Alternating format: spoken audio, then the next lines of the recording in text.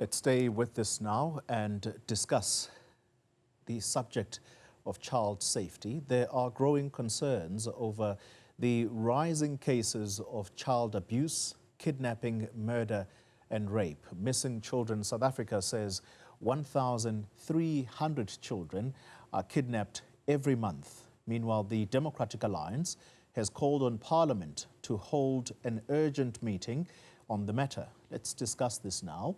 And we're joined by DA Member of Parliament, Lisa Schickerling, and we are joined also by criminologist and Missing South Africa National Coordinator, Bianca van Aswegen.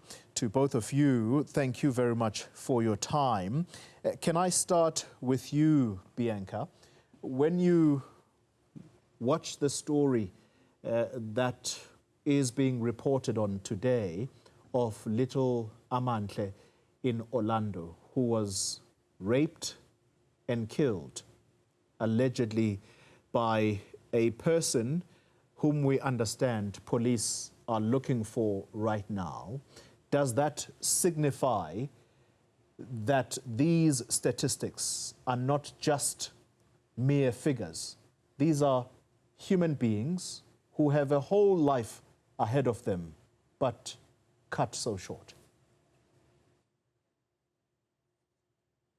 Evening. Yes, unfortunately, we've seen such an increase towards crime towards our children in South Africa, especially children going missing, children being kidnapped, human trafficking, and children being murdered. The stats that you just mentioned, that is generally what we're looking at the amount of people being kidnapped in South Africa, not specifically just children. But statistics is something that it only gives us a general indication of the problem we're facing. A lot of cases actually go unreported, people being in rural areas, people too scared to go to police stations, for instance, especially with our kidnappings. We've seen families being threatened, so they're too scared to go and open a case. But these cases is vital to report because we need to know what's going on the ground to actually intervene and to act upon what is happening to our children. Lisa, you have demanded, or let's put it in a more gentler way, you went to Parliament to ask for figures that have to do with children who are raped, and what you have discovered is simply shocking. We're going to get to that in a moment, but when you interact with the story that we are covering today of little Amantle, how sick a society are we? Thank you, Clolile, and thank you to everybody and all the listeners. As a mother, it's heart-wrenching when you read such stories and when you listen to the anguish in the parents and the grandparents' voices when they speak about it. We really are living in a society that is dysfunctional, and something has to be done as a matter of urgency. I mean, we will go through the stats later on, but it is not natural for children as young as 2 and 3 and 4. And there's a little girl, a 2-year-old boy in Limpopo that was murdered on the 6th of October by his father, and he was dismembered. That is not natural. It is shocking, and we have to take a stand against it as soon as possible, because we cannot afford for our children to be treated in this way, and they have a right to a future, and what's happening at this stage is not a conducive environment for them having a safe future. Bianca, let's come back to you. You are saying, based on the statistics that you have come up with, and I'm sure the figures and where you have extracted them from, those are from the authorities in our country. 1,300 cases of kidnapping are reported in South Africa monthly. And I think for the viewers to almost get to grips or try to put a face to this, there is the story that is still running of little Jocelyn Smith.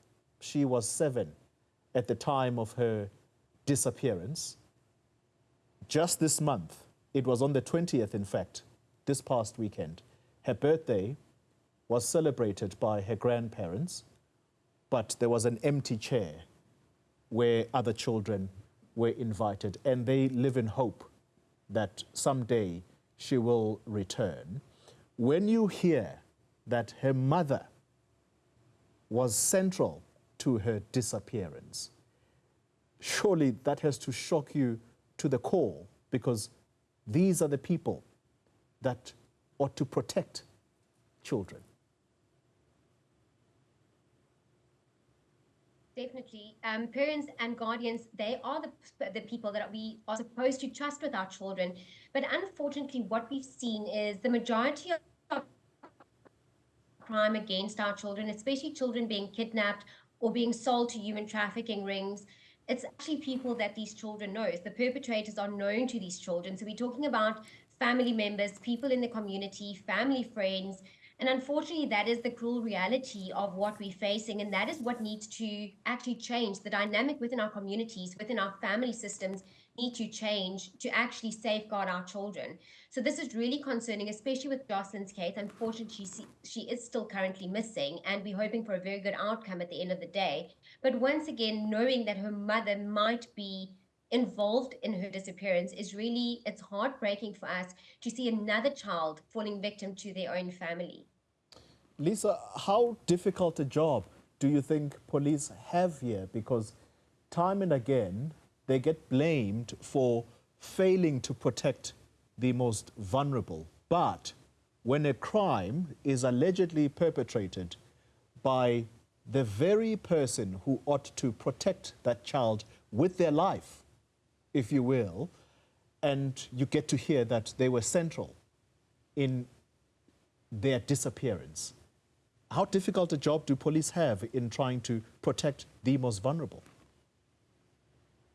Well, I think the police are in a very difficult position. I must be truthful with you and tell you that they are really trying hard, and they've been doing a good job over the last few months. There's definitely been a much better or an increase in their availability and their assistance to the community. And while the police are central to making sure that the most vulnerable are looked after, and I mean, it's very difficult because obviously when something like this happens, your first suspect would never be a parent or grandparent or an aunt or an uncle, because that is who's supposed to protect our children, and they will naturally go and look further. But the issue doesn't only lie with the police. The issue lies with social society as a whole. And for that reason, we've asked for a trilateral discussion between the police and justice and social development, so that we can see if we can't get a more cohesive working relationship between the three of us, so that we can have a better outcome for the children. Because as I said, while it is incredibly difficult for the police, if we don't change the social dynamics within our country, the police will be standing at a roadblock, and they won't be able to go further, because you are actually investigating the people that should be looking after your children. Bianca, the Democratic Alliance, as represented here tonight by Lisa, they have gone to Parliament, and what they retrieved were statistics. And upon receiving these, obviously shocking statistics, let me just tell you what they've discovered. 100,000 child rape cases have been reported in the last 6 years. To be exact, it's about 106,000. Now, the party says these statistics demonstrate a systemic failure to protect the vulnerable. You can't argue with that. It is a systemic failure, is it not?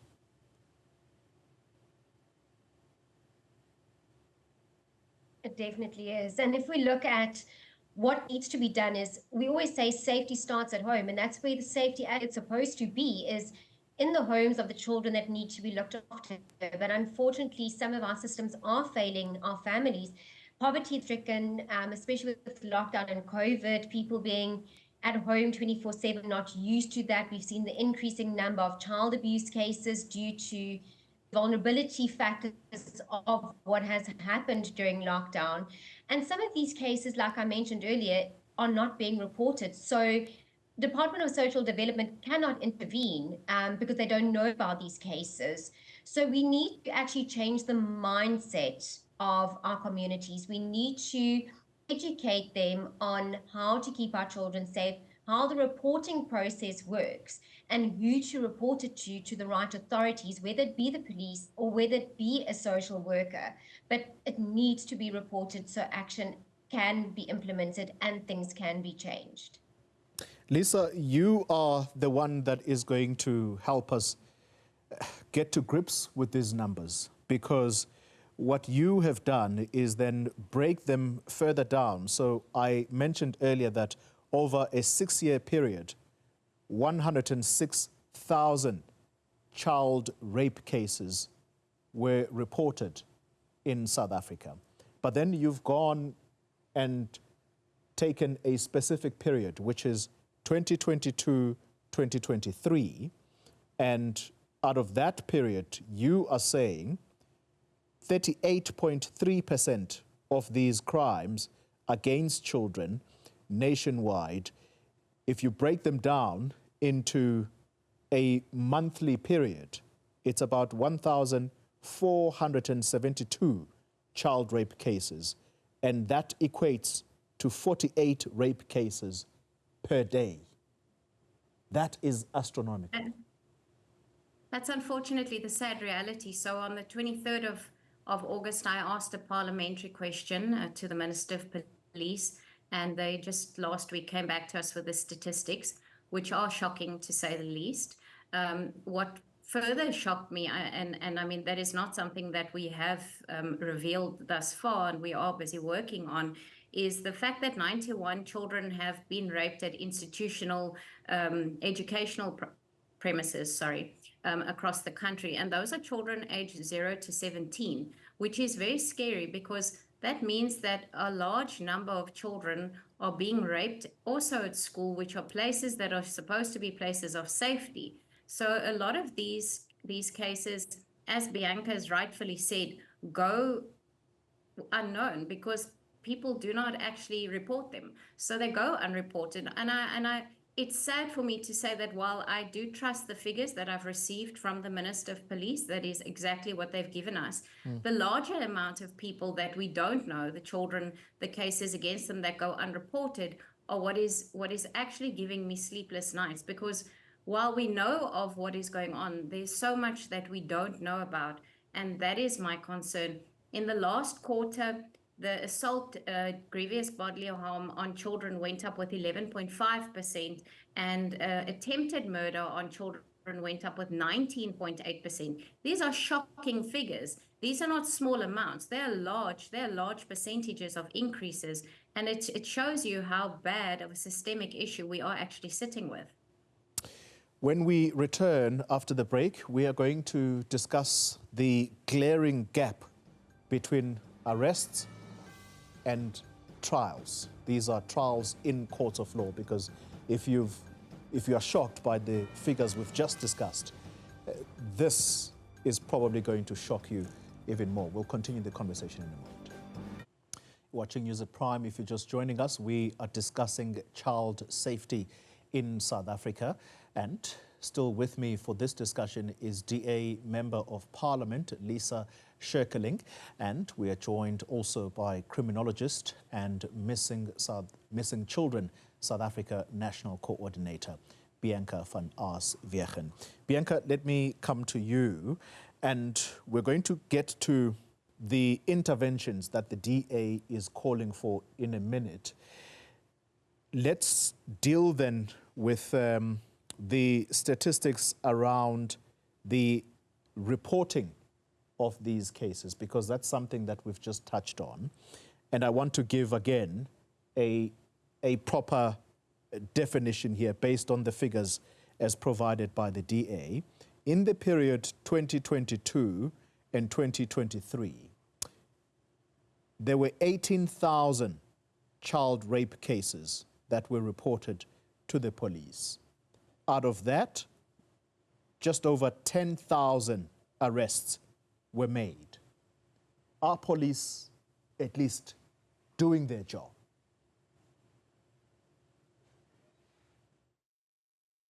As Missing Children South Africa, we've got a very close relationship working with the South African Police Services. I think police are not supported enough. They're trying everything they can from their side. Yes, there are some of the cases that do fall through the loops. We do still have problems with, especially when it comes to reporting of a missing person or a missing child, that people are still being shown away by the police to say they have to wait 48 hours before reporting a case. And that is not the case at all. It needs to be reported immediately for action to be taken. The quicker the case gets reported, the quicker action can be taken, the child can be found, and if the perpetrator involved, the perpetrator can be caught and prosecuted. So it's very important also, there's sometimes what we've seen with cases is people waiting. We've even had cases where people are reporting a missing loved one after 10, 15 years only, without even having gone to the police as yet. So those cases makes it much more difficult to get action on, to get the police to assist with, because it's never been there to open with the police and for them to investigate. Yeah. The police are overcapacitated with cases. They've got a lot of cases that they're dealing with. Like Lisa mentioned, I mean, she's looking into the rape cases. We're dealing with all the kidnappings, missing children, the human trafficking cases. There's so many things that the police have to do. And we as a community organizations, as government officials also, we need to stand with them and fight with them. It's not just their fight by themselves. Yeah. Lisa, out of that 10,000 arrests in the same period of 2022-2023, an even smaller fraction of 471. So out of more than 10,000 cases, 471 child rape cases were enrolled in court by the National Prosecuting Authority for trial. Why is there such a glaring gap between arrests and taking matters to court? So there's obviously a massive problem in that. I mean, 471, we're not doing justice to anybody if you look at those figures. There has been a big problem with DNA. Fortunately, I can tell you that that is a lot better. And that is something that the police have urgently looked into, is making sure that the DNA is processed at a much quicker rate. And they have ensured us, and I can obviously see from the statistics that there's been a massive improvement.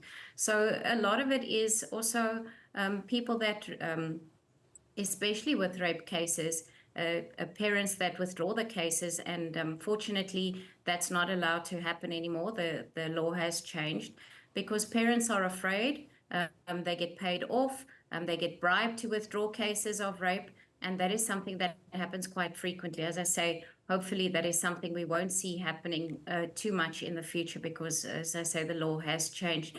But it is very scary to think that such heinous acts happen against children, and it's almost as though people are turning a blind eye to what is happening. And it's through questions that we ask in Parliament to ensure that we get proper statistics, that we can hold Parliament accountable from our side to ensure that with the necessary information we have and we ask the proper questions, we know where to look at. And as a DNA was one of the big things, but that seems to have been fairly resolved up to now. Bianca, whether it's child trafficking or children suffering at the hands of rapists, how do we protect South Africa's children? Especially now, we're heading to our festive season, and that is the time when children are most vulnerable. They're on school holidays, going away holiday, and we really need to just stand together as a community to keep our children safe. So especially our very young children, please know where your child is at all times. Please don't let them play outside in the streets or in the yards by themselves. Children should always be under adult supervision. That is very important.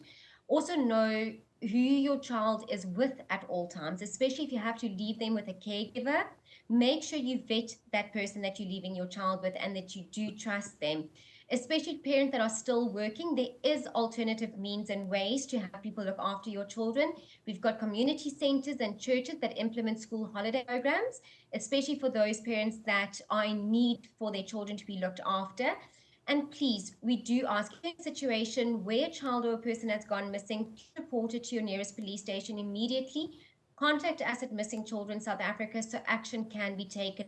Please do not wait. We need to bring the number of children going missing, children being raped, and all types of crimes against children down in South Africa. It's time that we put down our foot, stand together, and make a difference. Final thoughts from you, Lisa, because you are calling for coordinated interventions to protect South Africa's children. But interestingly, you are saying government needs to come up with a child safety strategy. Well, your party is in government, national government, for that matter. What does that look like in practice? Practically, what should we be doing?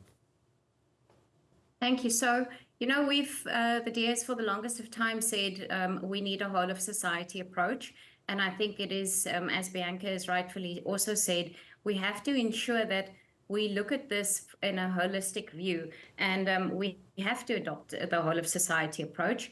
And from our side, we have to make sure that we call for the trilateral portfolio committee meeting between justice, social development, and the police in order for us to address these issues. It's only through us being committed and working together that we can create a safer environment for all our children in our country and to uphold their rights. And we'll have to advocate for a more coordinated approach and a comprehensive approach between all of these departments to ensure that we keep our children safe and off the streets. And it is very, very important for everybody to remember that you don't have to wait a certain amount of period before you report your child missing. Sadly, you know, if you do look at the cases that have been reported, it sometimes takes an hour, a few hours, sometimes a day before they are reported. And that also obviously hamstrings the police because they can't go and investigate as quickly as what they could if these cases were reported quick enough to them. So we really ask, please report cases, all cases, and nothing is too big or too small. Only together we can make sure that we make South Africa safer for our children, and that is if we take hands and we make sure that we stand together and we look after our children, because at the end of the day, these are the children of South Africa. It's not just my children or your children, it is our children, and these are the children that are going to create a future for South Africa, and it is up to us to ensure that we create a safer society for them. Yeah, and I can't negate those sentiments from you, Lisa. Lisa Schickerling is a DA Member of Parliament, and Bianca van Aswegen is a criminologist and a national coordinator at Missing Children South Africa. Thank you both for your inputs tonight.